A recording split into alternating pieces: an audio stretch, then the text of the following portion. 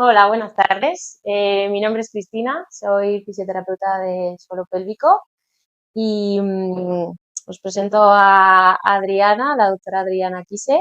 ¿Qué tal? Buenas tardes, yo soy Adriana Quise. Gracias, Cris, por la presentación y gracias a la Clínica de Calce por brindarnos el espacio y los recursos para organizar un taller sobre menopausia y suelo pélvico, que es algo que consideramos muy importante para nuestra sociedad. Yo voy a dar una breve presentación sobre la menopausia, síntomas y manejo. Realmente la que se dedica a la consulta de la menopausia es mi madre, que es la experta realmente, así que la idea es hacer una breve presentación que sea lo más interactivo que pueda ser, que para eso somos poquitos y de eso se trata, y que luego cualquier pregunta que os pueda surgir pues podamos resolverla. ¿Tienes el pasado? Sí. ¿No? Vale, entonces queríamos empezar preguntándonos qué es la menopausia. Yo me lo sé, Cris lo sabe, pero ¿qué es para vosotras la menopausia? Somos poquitas. ¿Alguna que me diga algo que les suena? En una palabra, hormonas, chicas. algo. ¿Qué es En para una palabra. vosotras la menopausia? Palpitaciones, vale, fenomenal. ¿Qué más?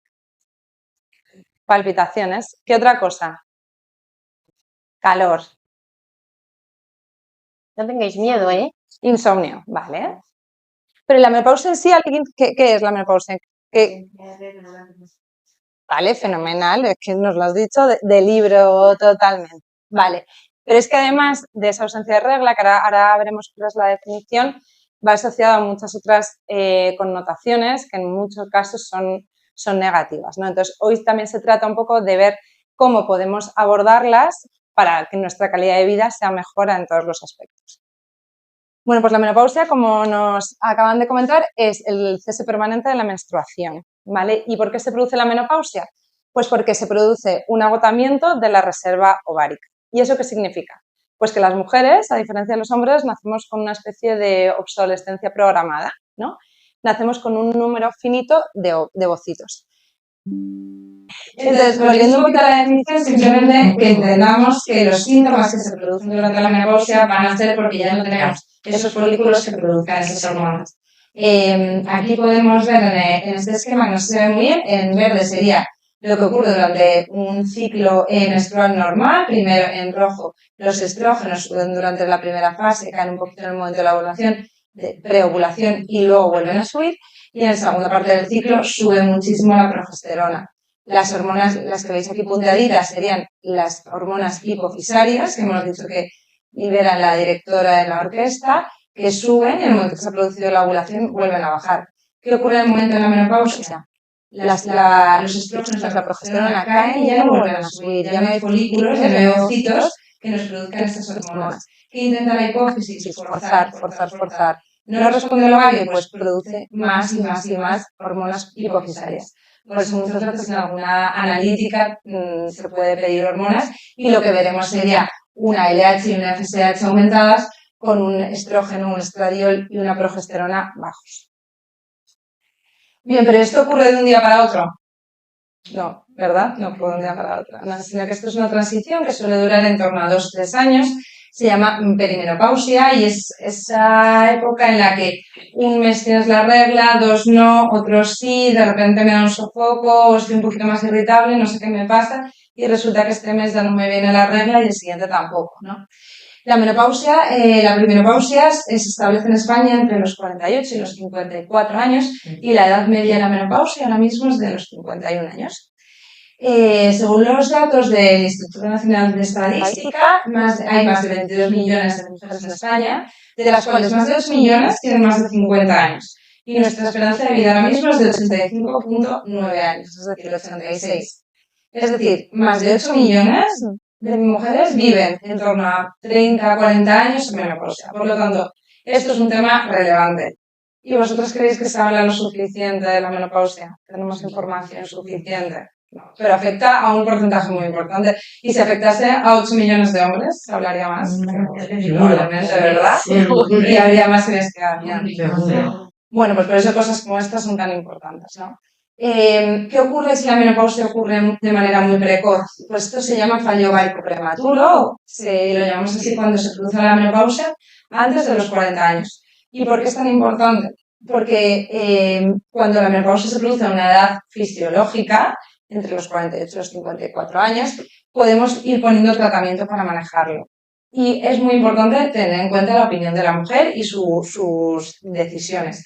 En el fallo ovárico prematuro va a ser fundamental que pongamos determinados tratamientos, porque si no se pueden aparecer determinadas enfermedades, sobre todo a nivel de huesos, osteoporosis y de eventos cardiovasculares, que pueden tener un impacto muy importante no solo en su calidad de vida, sino en su esperanza de vida.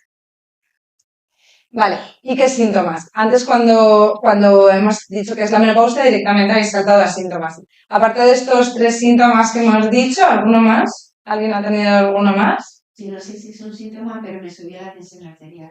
Vale, te subió la tensión, Sí, fenomenal. De De los síntomas más frecuentes habéis dicho 2, pero hay otro que es muy frecuente y que nadie ha dicho. A veces nos da un poco de vergüenza. Sí, Vale, la cistitis es una de ellas. ¿Y no hay ninguna más? la disminución de la libido. Vale, disminución de la libido. ¿Y solo eso? ¿Es solo cuestión de libido? No, bueno, y se queda vaginal, se queda de la piel, se queda vaginal, ¿vale? Yo digo, porque son los síntomas más frecuentes que hay durante la menopausia. Entonces, un poquito, vamos a hablar de ellos, los hemos organizado en síntomas un poquito más físicos, síntomas más psicológicos, pero que veremos que en el fondo están totalmente entrelazados, y luego enfermedades que tenemos que prevenir porque pueden aparecer durante la menopausia.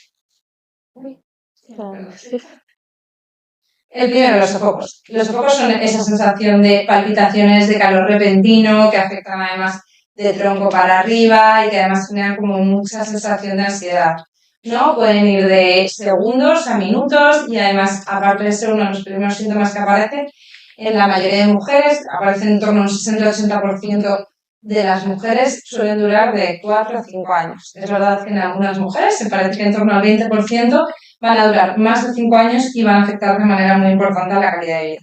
¿Por qué se producen los sofocos? Pues es uno de los síntomas que no está claro el por qué. Claramente está relacionado con una alteración, con un déficit de estrógenos, pero parece también que cuando se produce la menopausia, a nivel de esa hormona, de esa glándula que hemos dicho, la hipófisis, se va a afectar también el centro de termorregulación. Aunque no tomemos sofocos, aumenta la temperatura corporal. Eso es muy frecuente también, ¿vale? Y parece que es no solo por los estrógenos, sino porque las otras hormonas están muy altas. La sequedad vaginal, ¿vale? Es uno de los síntomas también más frecuentes. Como hemos dicho, en la piel y en las mucosas hay receptores de estrógenos. Al no haber estrógenos se produce una atrofia importante de las mucosas y eso que hace que reduce mucho la lubricación y la hidratación de la vagina. Esto puede ser un síntoma físico que nos afecte exclusivamente a nosotras, pero también va a tener un impacto muy importante en las relaciones sexuales. Eso a su vez va a tener su efecto en nuestro bienestar emocional porque va a afectar a la relación de pareja y demás.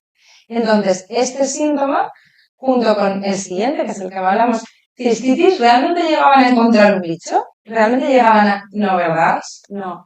Porque muchas veces no es una cistitis como tal. ¿Qué ocurre? Que las mucosas, la mucosa uretral, la vejiga, también es hormonodependiente.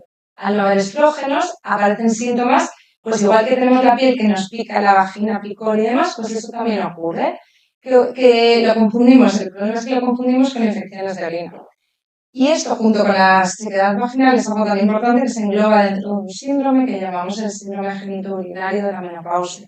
Y muchas veces la médica de cabecera lo está haciendo lo mejor que puede y venga con un antibiótico y otro antibiótico y no se cura porque no se va a curar con antibiótico. Porque lo que hay que poner es un estrógeno tópico o un estrógeno oral para que esas mucosas se recuperen. De eso nos hablará de todas maneras dentro del suelo pélvico un poquito más Cris. Lo siguiente, y que es muy importante, es el cambio de la distribución grasa. Como hemos dicho, los estrógenos aumentan la producción del HDL, el colesterol bueno. Lo que ocurre cuando tenemos estrógenos, que nos cambia el colesterol. ¿Alguna vez sube el colesterol a partir de la menopausia? Sí, ¿verdad? Pero sube. ¿Y qué pasa con el cuerpo? El cuerpo cambia. Como dice, mi cuerpo cambió. Yo nunca había tenido barriga y de repente tengo barriga. totalmente. Y como igual. ¿Y esto por qué? Pues porque no depende de nosotros, sino que nuestro tejido graso reacciona a esa falta de estrógenos. Además, no lo hemos dicho, pero las mujeres también tenemos un poquito de testosterona. ¿Qué ocurre? Que aumenta la proporción relativa de la testosterona y nuestra grasa empieza a distribuirse de una manera más similar a la de los hombres. ¿Cuál es el problema? Pues lo primero es que tiene un impacto en nuestro impacto emocional, ¿no? Porque nuestro cuerpo cambia y aparte de todo lo demás, encima nos vemos peor en el espejo. Y el pantalón no me cierra. Pero es que además eso va a ser muy importante porque aumenta el riesgo de eventos cardiovasculares. Y es que muchas veces, una de las cosas, nosotros los fines tenemos unas vías específicas para diferentes efectos de la menopausia. Y estas vías también son para las mujeres.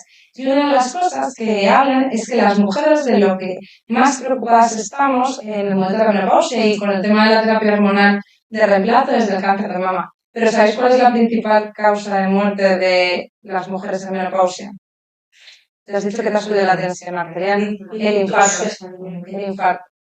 ¿Vale? Y una de las causas más importantes va a ser el cambio en esta distribución grasa, que nos aumenta el riesgo pues, de diabetes, de síndrome metabólico y de eventos cardiovasculares. Síntomas un poquito más psicológicos, lo que hemos hablado, la alteración de la función sexual. Aspecto bueno, que tratando muchas veces la parte física, la parte más psicológica va a mejorar, pero es verdad que no vale solo con eso, ¿vale? Porque es verdad que se nos van a afectar una serie de neurotransmisores que van a hacer que encima estemos pues, más irritables, con insomnio, cansadas, que también va a afectar a nuestra esfera sexual.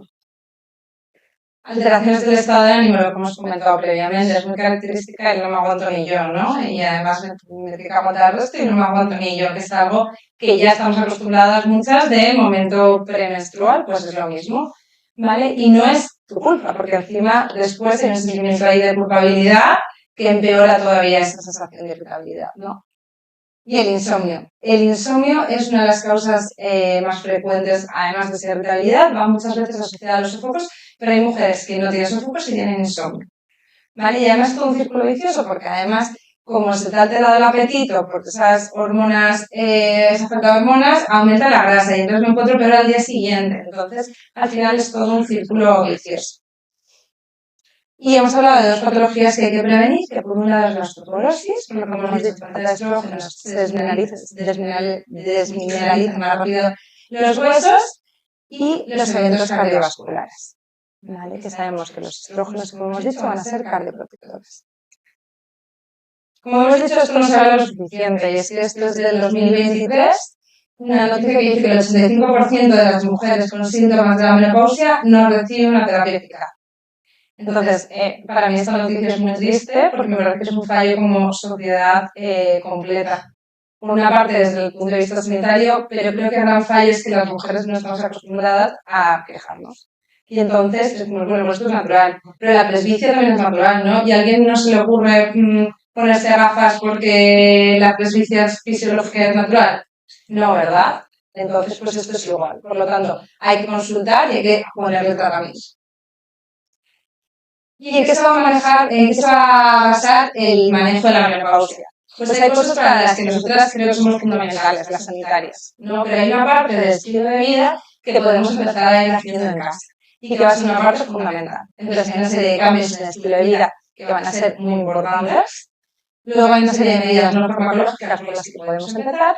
Y luego hay medidas farmacológicas, tanto hormonales como no hormonales, que nos van a ayudar a paliar los síntomas y a prevenir, sobre todo, problemas de osteoporosis y de enfermedad cardiovascular. Cambios de estilo de vida. Los más básicos, hábito tabáquico, la nutrición y el ejercicio físico. ¿Por qué el tabaco es tan importante? ¿Y por qué somos tan pesadas? Bueno, pues porque la nicotina fundamentalmente va a actuar como un antiestrógeno, ¿vale? Tiene un efecto contrario. ¿Qué es lo que hace? Que esos ovocitos, aparte de actuar como ejerciendo el efecto contrario al estrógeno, acelera la pérdida de ovocitos, ¿vale? Que es un poquito lo que acabamos de comentar antes. ¿Eso qué hace? Que aumenta el riesgo de menopausia precoz, hasta en un 60%. Adelanta la edad de la menopausia, 2 años antes en general en fumadores que no en fumadores. Y además sabemos pues, que aumenta todo tipo de cánceres. Además, interfiere con el metabolismo del calcio, ¿vale? Empeora la manera en la que absorbemos el calcio y acelera la velocidad en la que lo perdemos. Por lo tanto, nos aumenta el riesgo de osteoporosis. Y además nos aumenta el ritmo cardíaco, nos aumenta la tensión arterial y altera todavía más el perfil lipídico, ¿vale? Aumentando nuestro riesgo cardiovascular. Por último, va a tener un impacto muy importante en los sofocos. Las mujeres con sofocos lo primero que pueden hacer y que probablemente les ayude mucho pues es disminuir o abandonar el hábito tabáquico. El alcohol es otro agresor del que se habla poco, pero también sabemos que nos aumenta el riesgo cardiovascular, que empeora nuestro perfil lipídico y que aumenta la temperatura corporal, por lo que también nos va a empeorar los sofocos. ¿Quiere decir eso que no puedes salir a tomarte una cerveza o un vino? Pues no. Pero si en un momento dado estás peor con los sofocos, pues a lo mejor ese periodo tienes que evitar tomar. Además, empeora la irritabilidad, la ansiedad y el insomnio. Hablando de la nutrición, como hemos dicho, tenemos la pérdida de estrógenos, un aumento de la testosterona que aumenta nuestra grasa abdominal y cambiamos de ser más así, ¿no?, a tener un patrón más androide, más típico de los varones. Y como hemos dicho, esto nos aumenta todo tipo de enfermedades metabólicas, fundamentalmente la obesidad y la resistencia a la insulina y la diabetes, nos aumenta el riesgo cardiovascular. La nutrición va a ser fundamental. De esto, no solo en la menopausia, cada vez sabemos más del impacto que tiene la nutrición para nosotras y más para nosotras que para ellos, porque veremos que muchos de los alimentos tienen una interacción con nuestros ciclos hormonales. Por lo tanto, cuanto más lo cuidemos, probablemente mejor estaremos. Alimentos especialmente recomendables. Bueno, lo ideal sería que nos basásemos en una dieta mediterránea, sobre todo fruta y verdura. Ideal, alimentos ricos en antioxidantes, frutas, verduras y legumbres, en ácidos grasos poliinsaturados, el pescado, los hidratos de carbono de absorción lenta, preferiblemente todos los integrales, y como fuente de grasa el aceite de oliva, porque nos ayuda a controlar el colesterol. Alimentos preferiblemente a evitar, por los que sean ricos en sal, porque van a aumentar nuestra retención hídrica y además nos va a aumentar la tensión arterial, que ya hemos dicho que está aumentada durante la menopausia. El consumo continuo de estimulantes, el café o el té, mujeres que tienen insomnio y que están especialmente irritables, pero luego se toman 4 cafés al día. Pues vamos a probar a reducir, porque a lo mejor tienes más sueño durante el día, pero descansas mejor por la noche, ¿no? Evitar los azúcares refinados y, en general, evitar los alimentos procesados y la carne roja. Sabemos que disminuyen los estrógenos y que actúan interfiriendo con nuestras hormonas. Además, hay alimentos que son especialmente cardiosaludables, por lo tanto, si podemos reforzarlos en esta época de nuestra vida, pues mucho mejor.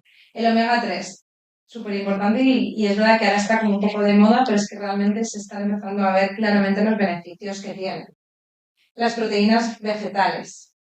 La fibra soluble, ¿vale? Esto va a ayudar con determinados síntomas como puede ser el estreñimiento, que también puede producirse un poquito durante este periodo. El calcio, tenemos que intentar aumentar el calcio. Durante una época en la que se empezó a decir, vale, las mujeres menopáusicas tienen que tomar suplementos de calcio por todos lados. Se vio, ahora se está empezando a ver que eso no es lo recomendable, sino que hay que suplementar en función de las necesidades. Pero lo mejor es suplementar desde la dieta, ¿vale? Por lo tanto, tomar alimentos ricos en calcio va a ser muy beneficioso. La vitamina D es otro de los grandes suplementos ahora mismo. También sabemos que tiene muchísimos beneficios y que además nos va a ayudar a prevenir, pues por ejemplo, la osteoporosis. Y los fitoestrógenos. Los fitoestrógenos los dejo un poquito, que los voy a mencionar en las siguientes diapositivas. En cuanto al ejercicio físico, creo que nadie tiene duda de que el ejercicio físico es saludable para todos, ¿no? Pero es que en este momento, y me meto muy brevemente por si Cris indaga un poco más en ello, nos disminuye el riesgo cardiovascular y metabólico, previene y trata la sarcopenia. Es unas cosas que también tenemos que tener en cuenta, que vamos a perder masa muscular.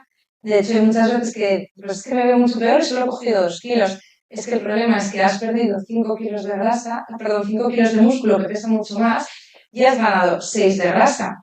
Es verdad que tú vas a la báscula y solo has cogido 2, pero el problema es que muchas veces es a base de perder mucho músculo.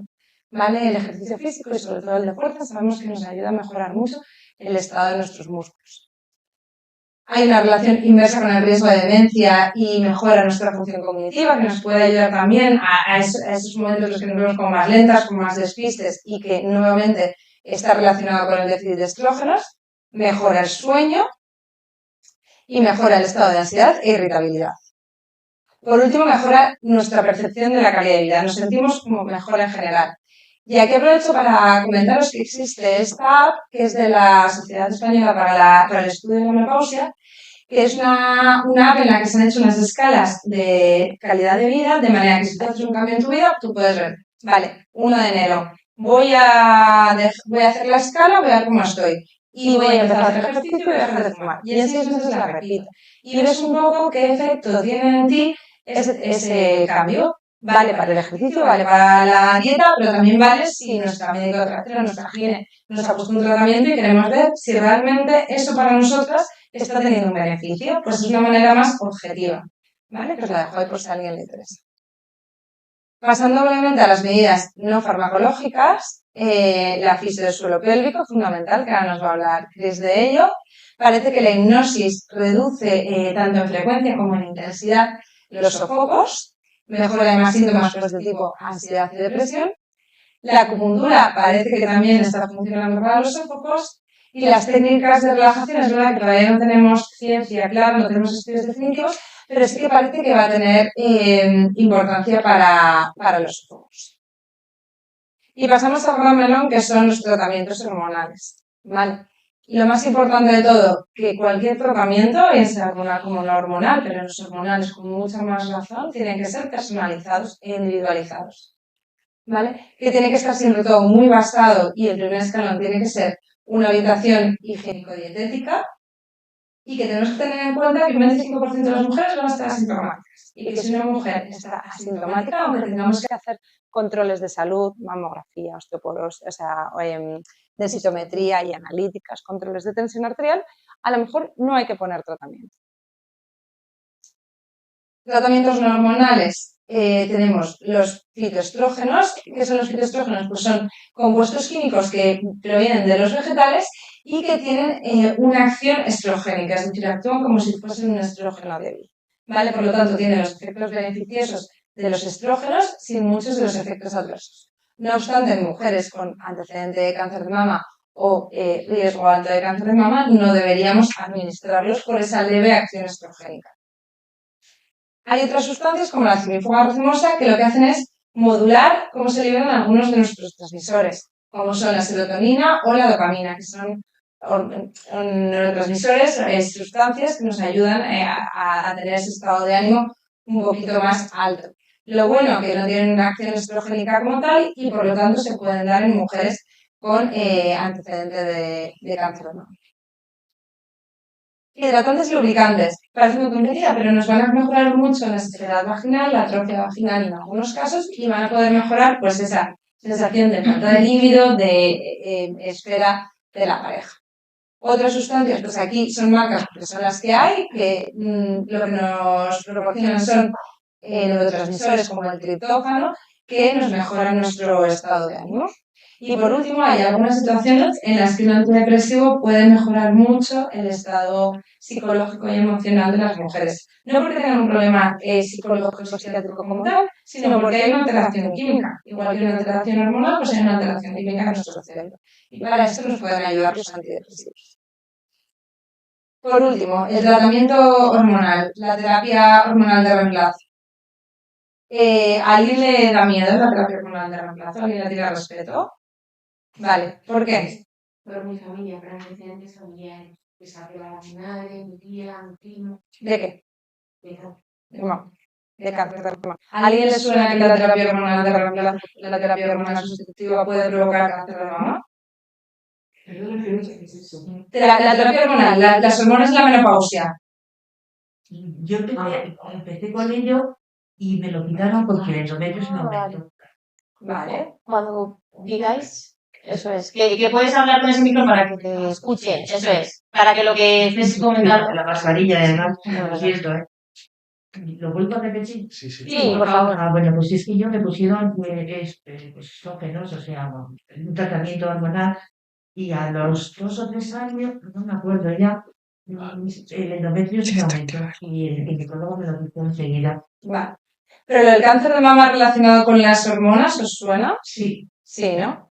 Vale, pues esto se basa en un estudio muy importante que hubo en el año 2003, que se llamaba el estudio Y, en el que se intentó ver cuál era el efecto real de la terapia hormonal de reemplazo. Vale, ¿qué ocurre? Que este estudio se tuvo que parar porque se vio que aumentaba el riesgo de cáncer de mama. Eso fue un drama total para la sociedad que ya había empezado a utilizar la terapia hormonal de reemplazo.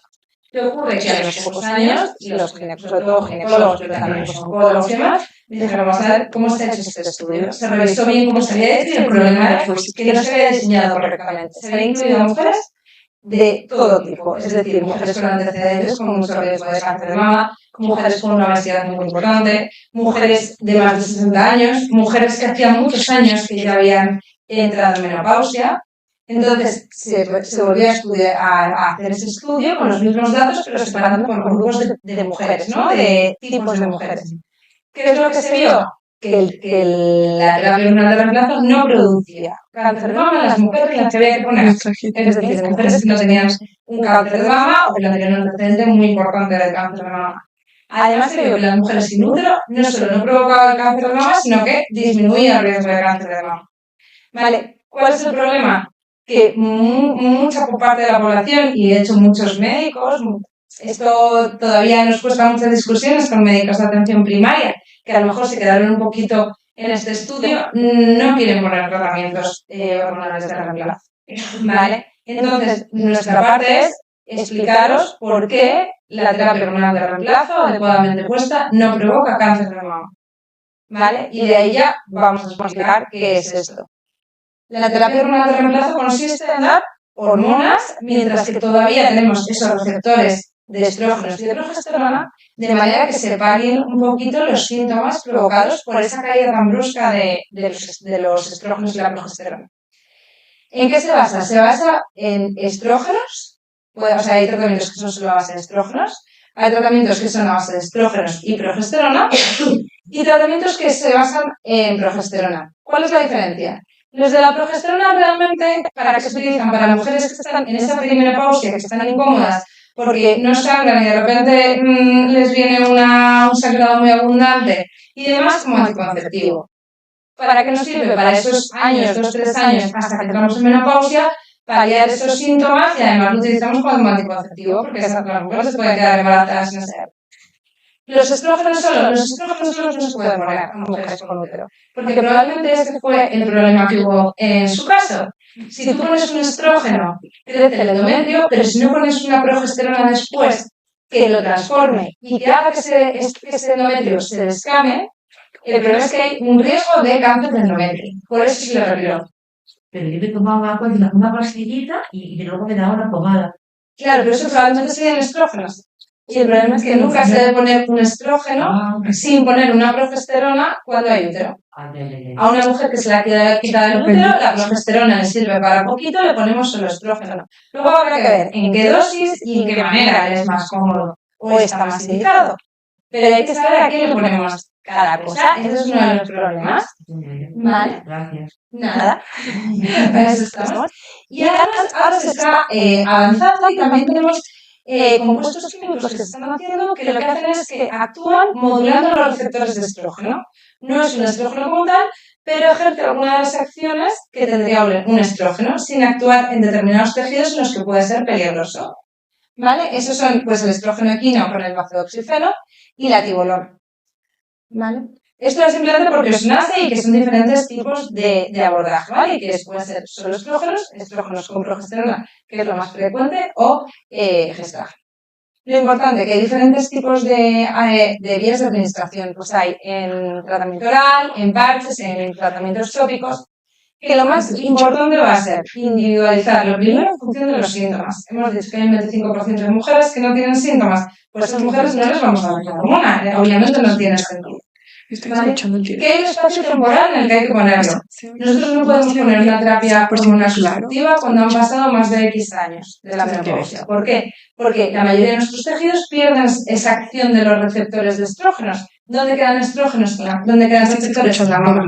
Si nosotros en ese momento, después de tantos años, damos estrógenos, el único tejido que vamos a estimular es el de la mama. Y ahí es cuando puede aparecer el riesgo. Y además no podemos darlo por encima de los 60 años. ¿Vale? Durante X tiempo. Además hay que tener muy en cuenta los antecedentes personales, ¿vale? Si tenemos un antecedente familiar importante de cáncer de mama o incluso nosotros somos portadoras de una mutación genética que nos predispone para el cáncer de mama, pues habrá que ajustar muy bien el tratamiento. y siempre hay una serie de contraindicaciones relativas y absolutas. Pues eso, el cáncer de mama es una contraindicación. Hay otro efecto que también da un poco de susto en cuanto ponemos hormonas, que es el riesgo de trombosis, que no sé si eso también alguien lo ha escuchado, que los estrógenos aumentan el riesgo de trombosis. Pues depende en qué dosis y a qué mujer se lo estamos dando. A una mujer obesa fumadora probablemente no podamos darle esos. Vale. Pero bueno, que hay muchas veces que de repente te encuentras a una mujer que llega y que está tomando calcio por un lado, un antidepresivo, algo para dormir y tres cosas. Y dices, pues a lo mejor con un tratamiento hormonal de reemplazo, en vez de tomarte 50 pastillas, la pastilla de la tensión, la del colesterol, la del insomnio y la del calcio, pues con una terapia correcta hormonal, pues solucionamos todos esos problemas de uno. ¿Vale? Y un poquito hasta aquí quería ir yo. Así que espero no haberme enrollado mucho, es que son temas complicados. Ya, perdón, lo siento, ya. Muy bien. Sí. No sé si hay alguna pregunta o algo sobre esto o ya pasamos directamente si al final lo dejamos. Bueno, quería preguntaros yo a vosotras primero, ¿qué entendéis vosotras por la fisioterapia de suelo pélvico? Que cuando alguien os dice quiero trabajar mi suelo pélvico, ¿qué os viene a la mente? ¿O qué conocéis de ello? O no conocéis nada, a lo mejor no sabemos qué es. Estimular la vecina, claro.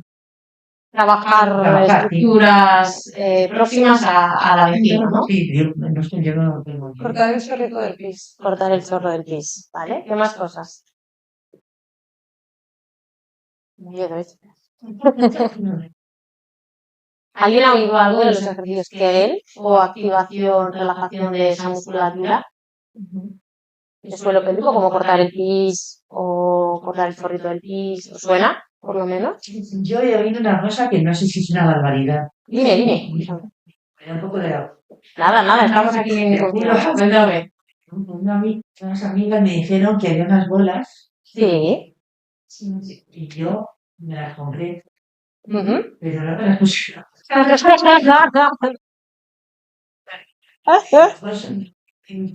Vale, pues lo relacionamos la fisioterapia o ese tratamiento del suelo pélvico con unas bolas chinas, ¿no? Que suele ser un instrumento que es muy común decir, me pasa algo a nivel perineal, pues me compro esto y me han dicho que con esto yo puedo mejorar mi sintomatología, ¿no? También es bastante frecuente. Eso me dijeron, pero yo no me las puse. Vale.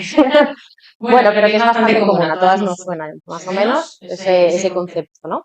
Vale, pues yo quiero explicaros un poco por qué la fisioterapia de suelo pélvico en este caso en la menopausia es tan importante, porque vamos a mejorar esa sintomatología, todos estos síntomas que nos ha comentado Adriana, a través de el conocimiento primeramente de qué es esa estructura. El suelo pélvico, ¿sabéis lo que es? ¿Sabéis o localizáis esa estructura en vuestra parte, por lo menos en la parte del cuerpo? ¿Dónde está? Pues no. Vale, la parte inferior y no. Ahora la estructura. El suelo pélvico es una estructura que nosotros localizamos por la pelvis femenina y la pelvis masculina tienen un poquito son un poquito diferentes, ¿no? Es una pelvis, nuestra pelvis es un poquito más ancha porque tiene que albergar una posible aceptación, ¿vale? Y también lo que queremos ver es que esa estructura hace de sostén, es un conjunto de músculos y ligamentos que nosotros tenemos en la cavidad inferior, ¿vale? Que tapizan esa estructura inferior, ¿vale? Y que están albergados en la parte final, ¿vale?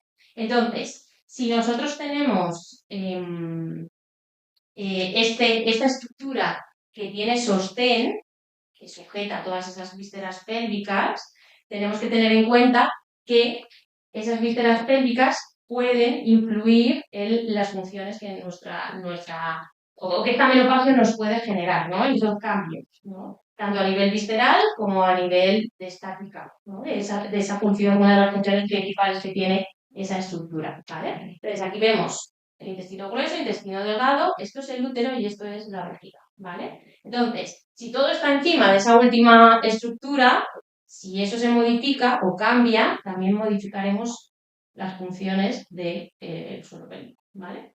Entonces, cosas importantes. Si yo activo una estructura, yo corto el pis, corto también a nivel anal, ¿Activo esa estructura posterior? Sí, ¿no? Podéis probarlo. Activar, ¿sí? ¿Se activa todo?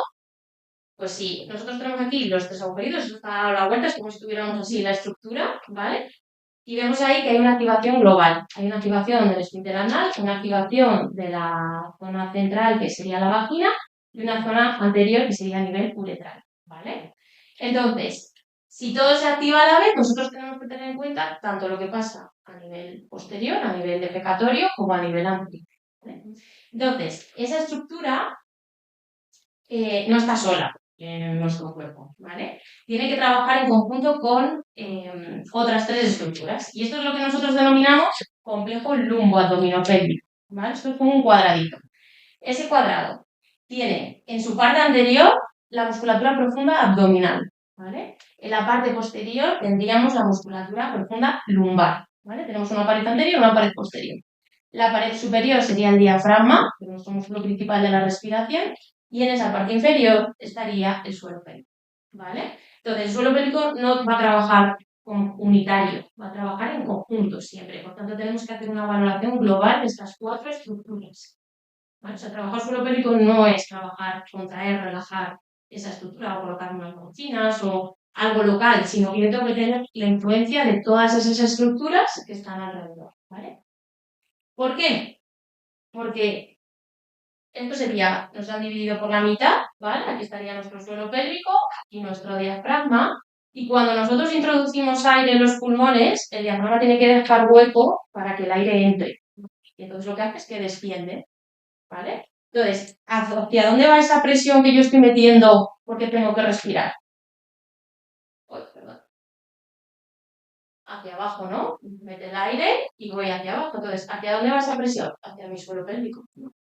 ¿Qué pasa con el abdomen? No sé si lo veis, que es abomba un poquito, que se sale, ¿vale?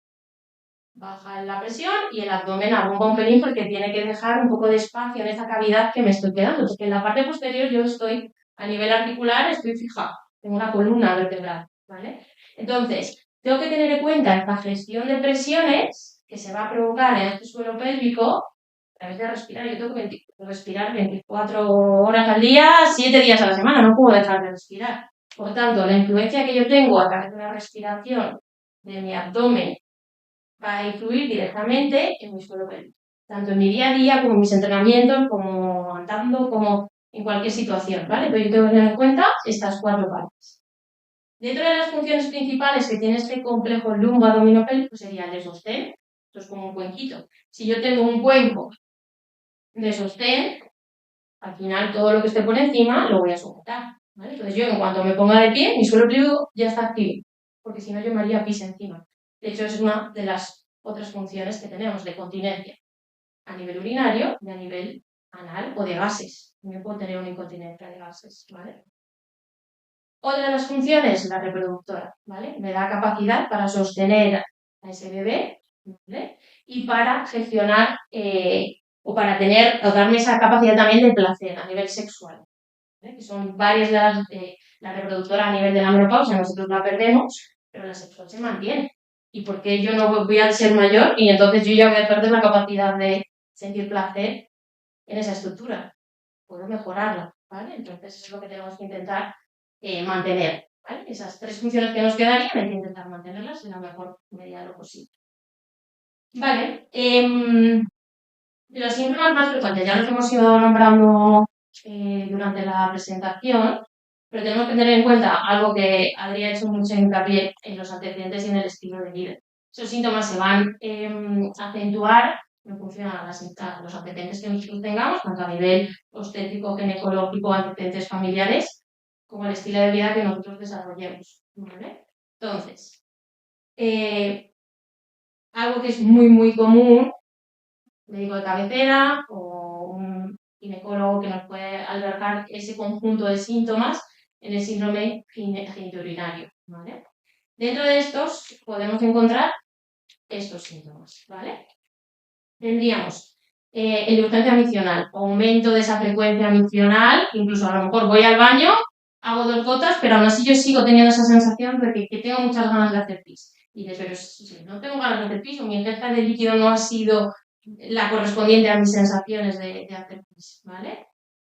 La incontinencia, que puede ser urinaria, fecal o de gases, ¿vale? No tiene por qué darse todas a la vez, ¿no? Como puedes darse una o no darse ninguna, porque también hay, como dice Adriana, ahí sí, hay personas que no tienen sintomatología en esta estructura, ¿vale? En esta estructura ni en general. La sequedad, que es una de las más comunes y más frecuentes. Sequedad tanto vulvar como vaginal. Puede dar en las dos estructuras. La vulva por la parte externa y la vagina parte interna, ¿vale? La atrofia. Si yo es una estructura que he perdido esos estrógenos que me daban la capacidad de tener unas paredes más gruesas, una mayor lubricación, pues al final esa estructura se atrofia. Algo que yo no muevo, algo que yo no, o que pierdo capacidades por mi situación, por mi deprivación hormonal, también se va a atrofiar. Esto es como si dejamos de andar, pues al final nuestras piernas, cuando queremos andar 3 kilómetros, pues nos decimos, mira, no vamos a poder, que no tengo capacidad, se atrofia. Entonces también puedo trabajarla de forma consciente, ¿vale? La disuria, que es el dolor a la adopción.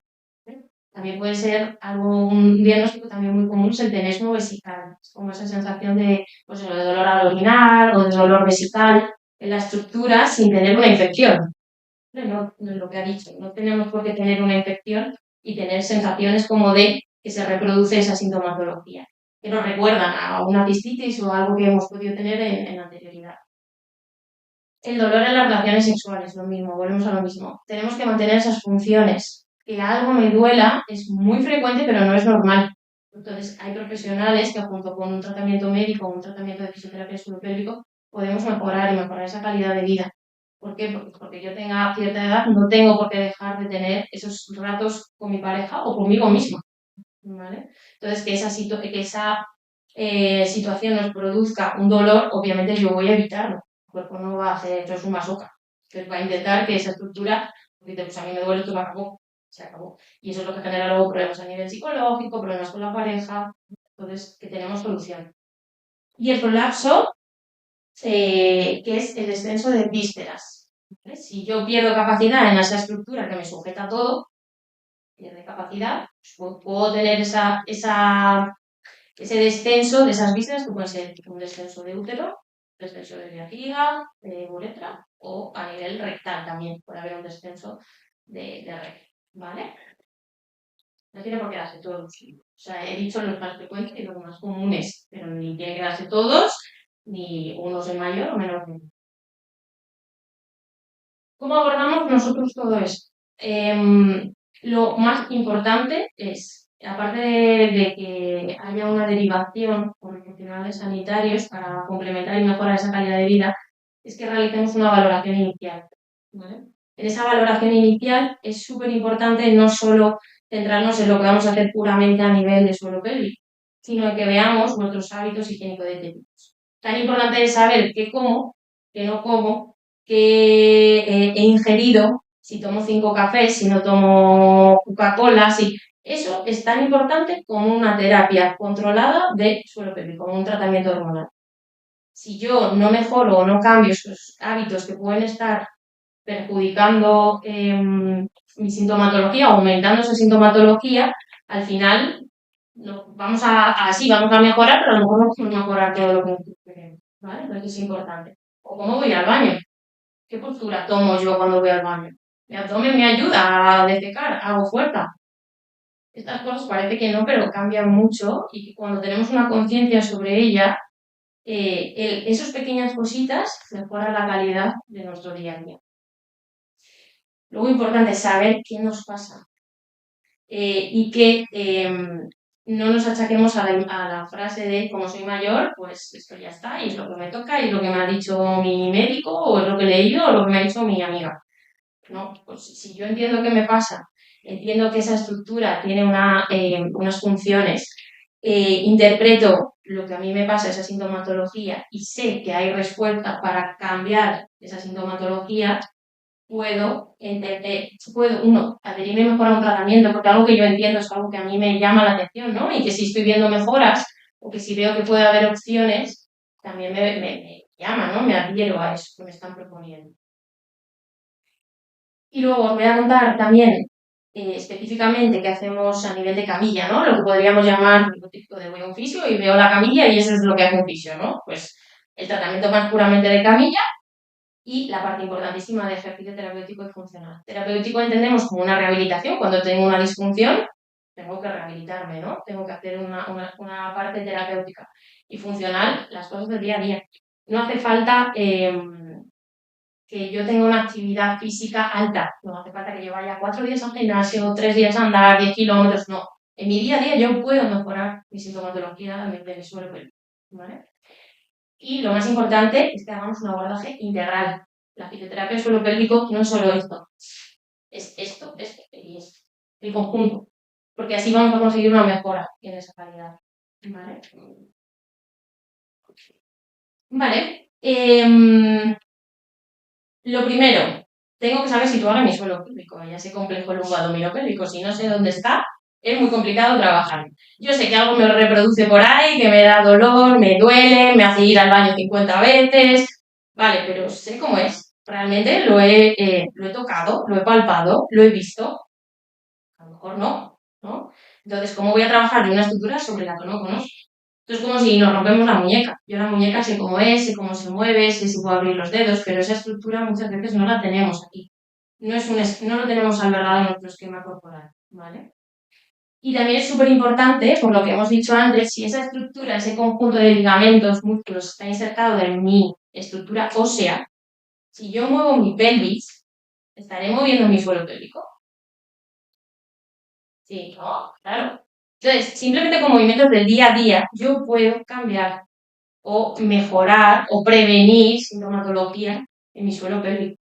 ¿Vale? Por eso os digo que no es necesario ir a entrenar 50.000 horas, que con cosas del día a día nosotros también vamos a mejorar esa sintomatología. Algo muy importante que a día de hoy es una prueba diagnóstica y es una prueba, o sea, y es un tratamiento que nosotros utilizamos a nivel de consulta. Esa ecografía, tanto a nivel abdominal, por lo que os he dicho, si yo tengo un complejo lumbo-abdominopélvico, mi abdomen también va a entrar a juego y yo tendré que ver cómo trabaja, ¿no? Si el suelo pélvico y el abdomen están tan conectados, puedo activar muchísimo mi suelo pélvico, puedo ponerlo súper fuerte, pero mi abdomen, si está aquí y está relajado, me estoy quedando a mitad de juego. Estoy como entrando en un partido y tengo a 2 jugadores en vez de a los 4, ¿vale? Entonces, por eso es importante que entren en juego los tanto a nivel abdominal como a nivel perineal. Se puede ver ese suelo pélvico. Y es algo que yo utilizo mucho en consulta porque al final hacemos una ecografía transperineal, que lo que hacemos es que colocamos, no introducimos nada, eso es más a nivel de ginecología, ¿vale? Porque ellos valoran a nivel visceral, yo valoro a nivel funcional, cómo se mueve ese cuerpo, cómo de fuerte no, qué movilidad tiene esa estructura, ¿vale? Colocaríamos una sondita a nivel externo sobre el periné y ahí vemos en distintas acciones, no solo tumbada en la camilla, puedo colocar una sonda, la sonda del ecógrafo y decirle, vale, súbeme los brazos y vemos qué hace ese suelo pélvico, porque al final es una estructura que yo la voy a utilizar en mi día a día y que se mueve cuando yo me muevo, ¿vale? Entonces, tanto a nivel valoración como a nivel de tratamiento. Terapia manual. Si yo toco mi cuerpo, aumento esos receptores, aumento esas tensiones o relajo tensiones en distintas estructuras. A veces me duele mucho la lumbar, pues que a lo mejor mi abdomen está dejando al equipo vacío. Volvemos a lo mismo.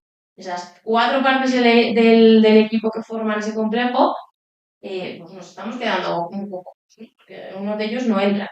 Entonces, a través de una estimulación o de un trabajo a nivel de terapia manual, donde yo regulo esas presiones o esas tensiones, a nivel abdominal, como a nivel perineal, como a nivel lumbar, o un trabajo respiratorio. Ahí también estoy trabajando el suelo pélvico, ¿vale? Voy a mejorar también vamos a hacer ese abordaje. Esto se puede hacer tanto en consulta como a nivel de domicilio. Yo siempre intento pautar cositas que vosotras también os sintáis, os toquéis, ¿vale? ¿Por qué? Porque al final también esa adherencia al tratamiento que yo necesito, no solo voy a la consulta, me hacen un día un tratamiento y ya me olvido los 7 días restantes de lo que estoy haciendo. ¿No? También necesito tener herramientas para yo cambiar esa situación. Antes que me has dicho las bolas chinas, ¿vale? La vibración, pero a nivel terapéutico, ¿vale? Los vibradores los utilizamos en consulta a nivel terapéutico. No sé si habéis tenido un vibrador alguna vez en vuestra mano, ¿vale? Pero puede transmitir una vibración constante, es decir, un estímulo constante, ¿vale? O una vibración alterna, que va y viene. O sea, la vibración es alterna, ¿vale? Si yo quiero dar, presento una atrofia vulvovaginal, tengo sequedad en la estructura, es decir, mi estructura ha perdido capacidad. Y yo quiero trabajar con un vibrador a nivel externo, ¿eh? No me estoy diciendo nada a nivel vaginal.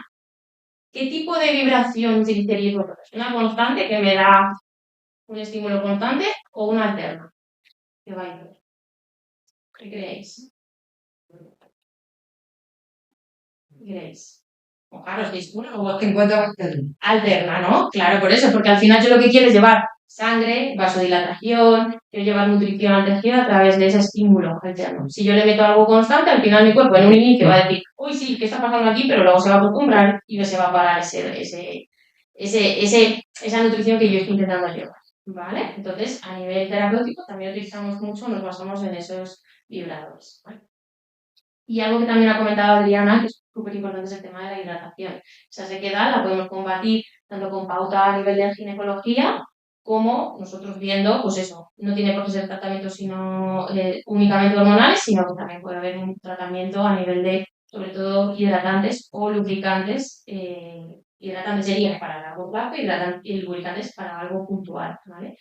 Y el hidratante sería, sobre todo, que nos basemos en vitamina E, ¿vale? Que tengan hidratantes ricos en vitamina E, ¿vale? Perdón. Yo lo siento muchísimo porque está siendo interesantísimo y me da muchísima pena, pero es que me ponen multa. Vale. Claro, pero qué faena, ¿no? ¿Cómo puedo yo? No yo es que no sé hacerlo al teléfono. Vale, pues Puede cambiar el coche. no me queda No hay mucho. sitio. Habrá poco sitio. Me queda comentar esto un poquito. Me da pena. Ya.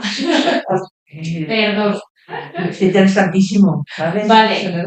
Lo que podemos hacer, si no, como le va a llegar. Sí, yo le llamo y le cuento lo que necesite. Sí, porque la multa no me apetece que me pongan. No, claro, obviamente, no sé ni nada de eso.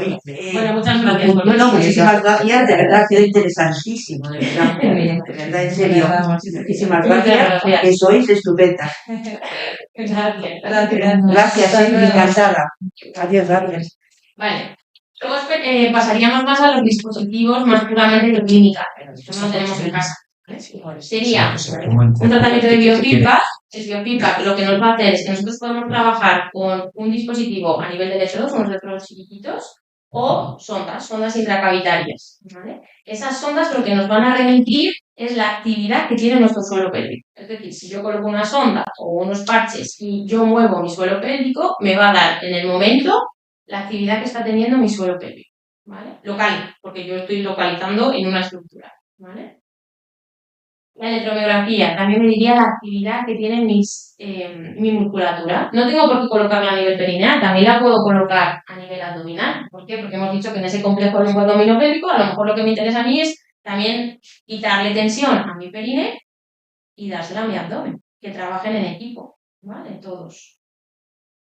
Y la electroestimulación, ¿vale? Si yo tengo una atrofia y meto una corriente, no es nada agresivo, porque suena electro, parece que nos vamos a electrocutar, pero no, ¿vale? Si yo coloco una corriente, al final voy a llevar más receptores a la estructura. Muchas veces lo utilizamos como propiocepción, como aumento de la zona central, pues aumentar esos receptores, ¿no? Porque yo le estoy llevando un estímulo distinto al mío habitual. Y luego también la radiofrecuencia, que lo que va a hacer es mejorar esa calidad del tejido. ¿Vale? Y ya para finalizar, el tratamiento desde el que partiríamos desde la fisioterapia de suelo pélvico, tenemos las ondas de choque y el tratamiento con el láser. Ambos lo que generan es un aumento del flujo sanguíneo y generan una mejora en ese tejido, en esa calidad del tejido. En concreto, las ondas de choque se pueden aplicar sobre todo en momentos de dolor, por ejemplo, un síndrome de dolor vulvar, dolor en la parte externa, ya que con ello mejoraríamos pues, ese flujo sanguíneo y la liberación de factores de crecimiento. En cuanto al tema del láser, Es aplicado sobre todo para lesiones genitales como el líquen, un dolor vulvar, también esa vulvodinia denominado, también en procesos de vejiga hiperactiva o para la mejora de la calidad del tejido en momentos o en patologías relacionadas con los prolapsos, ya que así mejoramos esa vascularización y estimulamos la síntesis de colágeno, beneficiando así el cambio y en esos problemas dermatológicos. Y por último tendríamos la parte de ejercicio terapéutico y funcional, donde la fisioterapia de suelo pélvico tiene como objetivo principal introducir esta estructura, ese complejo lumbo-abdominopélvico, el cual está formado por diafragma, suelo pélvico, abdomen y zona lumbar profunda, en las actividades del día a día y en la actividad física diaria que tú realices. No tiene por qué ser un entrenamiento específico de gimnasio o de una clase guiada, sino que podemos hacer pequeñas actividades en el día a día que mejoren la calidad de nuestro suelo pélvico. De hecho, a día de hoy, todas realizamos actividad que puede empeorar o mejorar la calidad del suelo pélvico. Por ejemplo, si nosotros sabemos que el suelo pélvico es una estructura de sostén que está posicionada como un cuenco en el final de nuestra cavidad abdominal, toda actividad que yo realice que produzca un desequilibrio, formando esta parte de la musculatura estática de sostén de nuestro cuerpo, todos aquellos ejercicios que supongan un desequilibrio para mí mejorarán o activarán esa estructura. Por tanto, si yo me propongo caminar por superficies inestables, puede ser en la calle o en un parque, hacer trekking o ir por cuestas, subidas, bajadas, escaleras, estaré activando mayormente más fibras de mi suelo pélvico que si me dispongo y siempre realizo los mismos tipos de ejercicios o mismos recorridos. En casa también puedo subirme a varias colchonetas, a varios cojines, andar sobre una línea que yo me proponga dentro de un espacio y intentar mantener esa línea recta, tanto para adelante y para atrás, ojos cerrados, en puntillas, en talones. Todo eso desequilibrará esa estructura estática profunda de mi cuerpo y generará una activación mayor de mi suelo pélvico. Nosotros aquí en consulta podemos verlo también a través del tronco de propiocepción, que es un método desarrollado para generar estabilidad y aumentar la actividad muscular de nuestra musculatura profunda. Por otro lado, también en nuestro día a día, todo el mundo, en mayor o menor medida, realiza cargas de pesos. Si yo sé que esa musculatura estática, cuando le introduzco una actividad extra, es decir, una carga de peso extra, se va a implicar más, qué mejor momento y mejor situación como para saber que yo estoy a través de esa carga estimulando más esa musculatura profunda y en este caso esa musculatura del suelo pélvico. Por tanto, en mi día a día, cuando, por ejemplo, pueda ir al supermercado y volver con las bolsas cargadas o llevando un carrito, si mantengo una buena postura, voy con esa sensación de crecer desde las orejillas porque así quitaré presión a mi periné. Tengo una buena sensación de abdomen activo, una sensación de abdomen abrochado y mantengo una respiración fluida. Mi suelo pélvico me lo va a agradecer. También al levantar esos pesos o cambios de peso, muevo cajas, levanto a mi nieto. Cuando yo realice ese movimiento, si mantengo una buena postura de base, sin llevarme a encorvar, y puedo soltar el aire al ejecutar el cambio de peso, es decir, al desarrollar el mayor esfuerzo en el movimiento, también generaré un beneficio y una activación consciente de esa musculatura del suelo pélvico. No necesito especialmente llevar una actividad voluntaria, es decir, no necesito contraer específicamente esa musculatura, sino que mi suelo pélvico con estas pautas que os acabo de comentar se va a activar para proteger y estabilizar el centro de mi cuerpo. ¿Cuántas de nosotras nos levantamos y nos sentamos todos los días? ¿Cuántas veces realizamos esta actividad? Muchas, ¿verdad? Pues si yo me levanto y me siento de una silla de forma consciente, con una buena postura y con una buena posición de mi pelvis, voy a generar un beneficio también a nivel de mi abdomen, de mi lumbar, de mi estructura de la postura en general y de mi suelo pélvico. Por tanto, si yo cuando me levanto de una silla pienso antes de ello, en levantarme, que me tiran de las orejillas del techo, Y al generar un esfuerzo, que es lo que mayor me cuesta, es levantarme de esa silla, suelto el aire, estaré activando mi faja abdominal y mi faja, abdominolumbar de forma general por mi postura y por esa exhalación, y estaré activando inconscientemente mi musculatura de suelo pélvico. ¿Puedo llevar una contracción voluntaria a esa estructura? Sí. Esa sensación de cortar el pis puedo aplicarla a la vez que me incorporo de esa silla. Y por último, un ejercicio muy sencillo que todas podemos realizar en casa son puentes de glúteo. Es decir, nos tumbaríamos boca arriba, piernas apoyadas en línea con nuestra cadera, brazos relajados, y levantaríamos el glúteo. Hemos dicho que el mayor esfuerzo del movimiento que nosotros estemos realizando es cuando mayor implicación va a actuar esa musculatura estática. Por tanto, cuando yo levante la cadera, soltaré el aire y haré una activación voluntaria de mi suelo pélvico. Según bajo y vuelvo a reposo, iré relajando la estructura. Y para dar por finalizado este taller multidisciplinar de abordaje de la menopausia y el suelo pélvico, queremos aportaros unos mitos, los cuales podemos encontrar todos en internet o nos han podido contar nuestro entorno social, los cuales nos lleven a reflexión. Después de toda la información aportada que hemos intentado transmitiros desde el abordaje desde la ginecología y de la fisioterapia de suelo pélvico, para que le demos una vuelta y veamos realmente si estos mitos son reales o no. Tu día a día que trabajes esa estructura, pues sería estupendo, pero si la rotación nos viene bien también ahí, ¿vale? Y luego yo quiero añadir que es algo súper importante, que el mejor deporte va a ser el que vayas a poder mantener, el que a ti te motive para hacer varias veces a la semana. Entonces, el día que te gusta hacer zumba, ¿a qué no? Pues fenomenal. Mucho mejor que hagas zumba a que no hagas nada, mucho mejor que no es el deporte, que no es lo que más te va a entrar lo pélvico, la natación. Sí, ahí Pero si a ti te gusta, vas además a recibir tantos otros beneficios de hacerlo, que si yo te digo, mira, es que lo que a ti te viene bien es hacer pesas. Es que yo odio las pesas. Y entonces yo te digo, pues que o haces pesas o no haces nada. No, ¿sabes? Entonces me refiero que al final lo mejor, igual que con la dieta, ya nos alejamos de las dietas restrictivas y demás. O sea, ahora mismo lo que te pregunta un nutricionista, o por lo menos lo que yo considero que tiene que hacer es ¿qué te gusta comer? ¿Qué te gusta? Vale, hay ciertas cosas que no, pero vamos a ver de las que te gustan, a intentar distribuirlas, porque es la manera en la que podamos mantener los hábitos de vida saludable.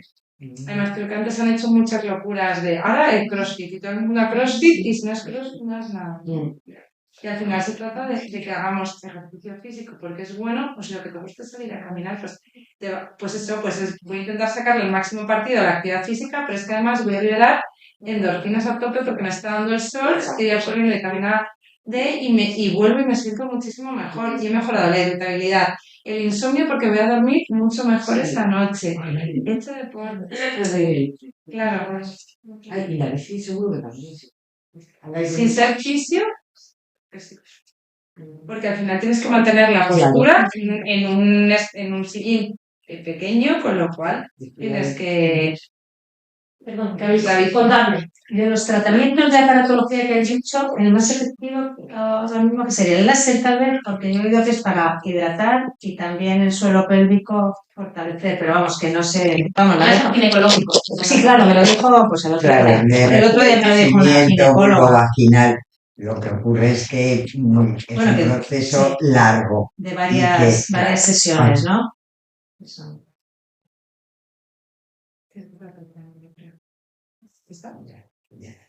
Es un proceso largo y hoy por hoy caro, que no puede asumir todo el mundo, pero que realmente está siendo muy efectivo. Luego también yo añadiría para quién. Hemos dicho que lo primero es ver qué mujer, qué situación está, qué ha hecho antes, qué ha hecho después, ¿no? Que sean como pasivos, para aplicar es una privación pasiva que tiene buenos resultados, no en todas las mujeres tienen buenos resultados, pero en algunas sí. Y lo que pasa es que lo que dices, si partimos de un tejido ya muy dañado, no vamos a aplicar ese tipo de terapia. Sí, eso es lo y luego a mujeres que sí que le puede ir súper bien porque mejora mucho esa calidad. Sí. Sobre todo, a ver, la atrofia vulvovaginal es un envejecimiento, igual que la mama se vuelve la mama que llamamos mama senil, atrófica en forma de pera. Entonces, todo eso, claro, con 70 años no lo podemos, bueno, yo tengo 70 años, pero no se puede retomar o iniciar con 70 años. Es un proceso desde que se produce la menopausia irse ocupando de este problema. Igual que la sequedad, igual que... Entonces lo que ocurre es que muchas veces la mujer se da cuenta de su envejecimiento un poco tarde. Entonces ahí es cuando hay que pues, tener un buen consejo en un consulta.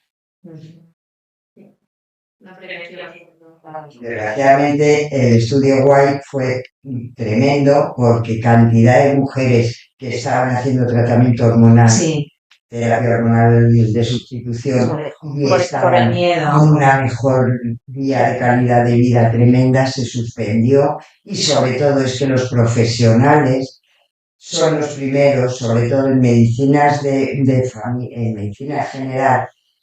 Cuando hablamos a la mujer de la terapia hormonal, tenemos que dedicarle tiempo a explicarle, tiempo para hablar y tiempo para dedicarse. Y eso, desgraciadamente, aún por hoy en la sanidad no hay tiempo. Entonces, soluciones, bueno, yo no te lo recomiendo, tú verás, porque eso, desgraciadamente, lo dicen muchos profesionales, compañeros.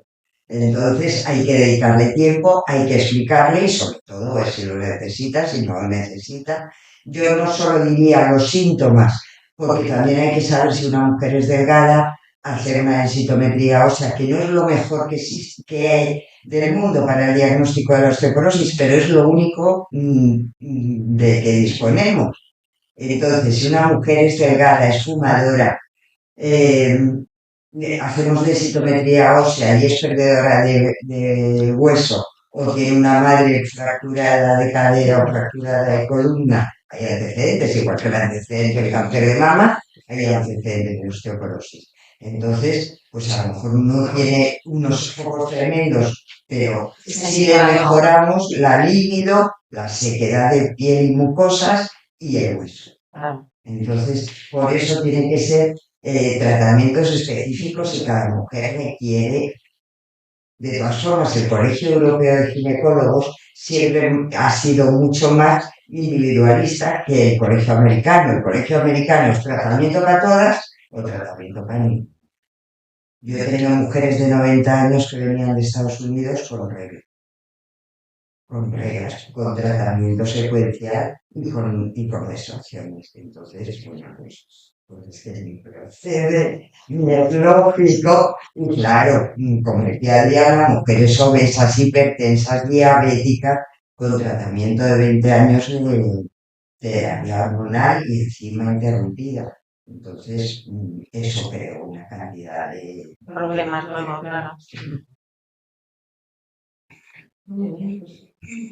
¿Alguna duda más? ¿Alguna consulta? Pues nada, pues muchísimas gracias a vosotros. Muy didáctico, muy clarito todo. Muy interesante, de verdad. Muy interesante, sí. Gracias.